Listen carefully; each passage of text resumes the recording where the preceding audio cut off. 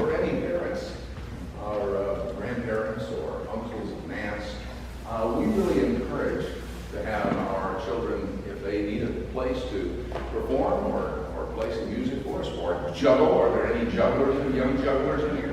Whatever it is that is your talent or skill set, we really encourage you to bring it here so that we can all share in the joy of your talent, whatever it may be. Thanks again, guys. Say, I would love to have as many young people up here. I say young people because I know I need to have some young teens. Would you please come up here? Come on. I won't make you sit on the floor. If you wouldn't mind, just sit right here in these two levels of chairs here. That would be great. That would be marvelous. I really appreciate it. Thanks for joining us today. Come on in.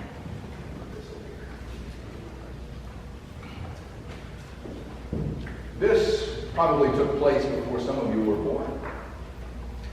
But there was a real hard time for our country back in September 11th, 2001. You guys remember what happened? You know, okay. What happened was these planes flew into the World Trade Center. And it also flew into the Pentagon. It was a very scary time.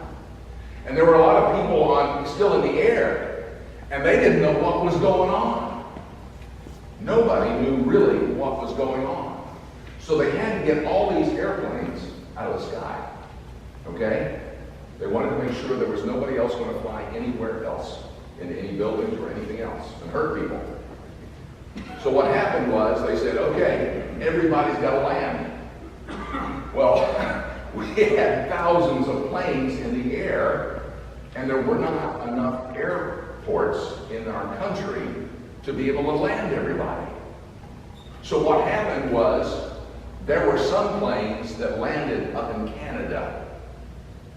Okay? And there were planes that were flying, and where's an airport that can handle a jet? Because a jet takes a lot more space to land than a little propeller airplane, right? It takes a lot more time to slow down on that. So where's one?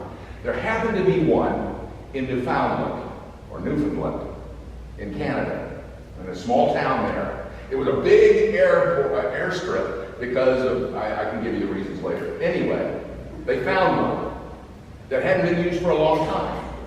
And 38 planes landed in that airstrip. And here was this very small town. How old are you?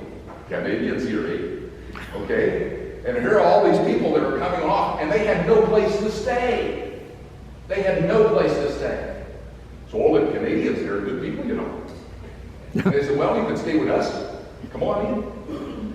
And so a lot of the people did. But there was a group that was still on the plane, and they did not feel good getting off. They were Africans, and they had come from a very hard place in Africa, a country where the police and the law was after them. Okay? So they looked outside and they saw all of these lights out there. And they said, we're not getting off this plane. We can't get off this plane. And they did not speak the language. They didn't speak Canadian. Okay? So they were there, and people kept trying nobody could communicate with them. And then there was one person that found out that these people were Christian. And they had a Bible with them written in their language. So this man, what he did is he looked up Isaiah 41:10 or 40:10. And it says, fear not. Fear not, for God is with you. So he got on board and he turned to that page, the Isaiah page, and they read it in their language. We don't have to fear? No, you don't have to fear. We'll take care of you. So then they were able to get off that plane and be able to be taken care of by those wonderful Canadians in that small town. things that happen in this world that are very difficult.